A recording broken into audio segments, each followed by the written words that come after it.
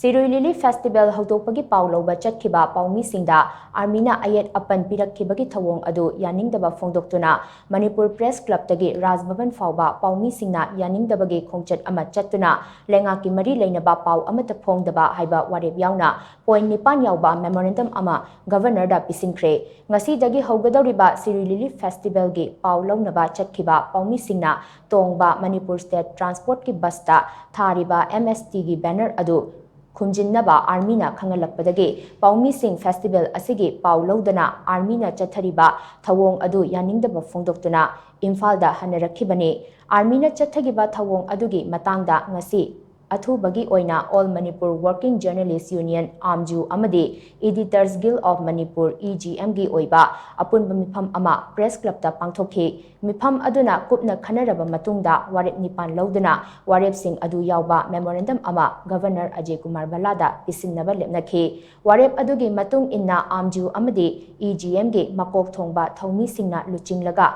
lamdam asigi PAOMEE Singna Major Khulda leiba Manipur Press Club tagi Rajbhavan Phauba Khongchat ama chatki Stop silencing the press. We condemn detention of media person. Book the culprits amadi hands of media haina thaba placard kaya sizinaduna chatkiba khongchat aduna kanglagi nongchup thangba sanathong mapa yaurakpada police na khongchat adu thingki adubu PAOMEE Sing aduna athingba adu namkhaiduna Rajbhavan tamna changsinki Tungda police na Kangla Park ki M sector mapada amuk thingki adubu PAOMEE Sing na athingba adu namkhaiduna makhatana Rajbhavan yauna changsinki Rajbhavan gi gate mapa yaurakpada authority gi maikaidagi hauji governor leite haina khangalakpadagi ngaihak leikhi tungda AMWJU amadi EGM gi team adudagi Thoumi khara khangatlaga Rajbhavan da changduna memorandum adu governor da yaunaba mari leinaba authority da pisinki memorandum pisilluraba matung PAOMEE Singa unaba amada EGM gi secretary general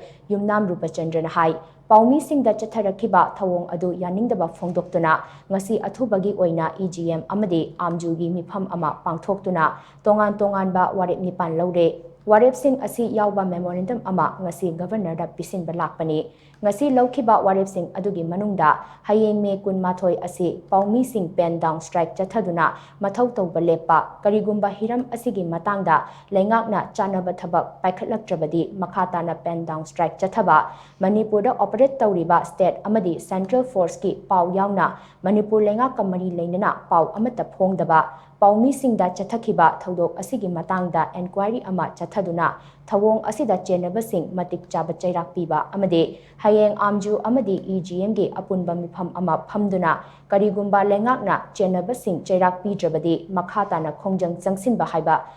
haibana chingbana Warep asi yauri haina mahakna makhatakhi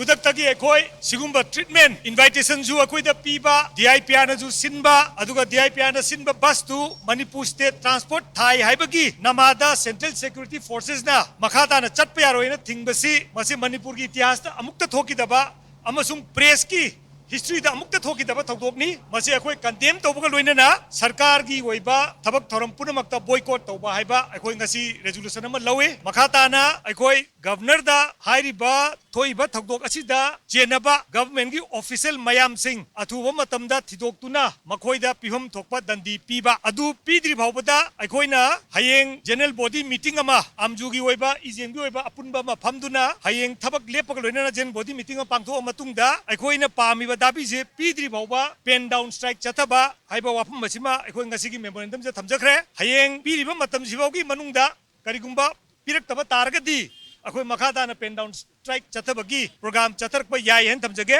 अदुगा हौजिक अखोई मयामदा request तौजनिंगबना हयेंग पांगथोकदरिबा meeting general body meeting असिदा मयाम पुनमक सोइदनमक लाखपियो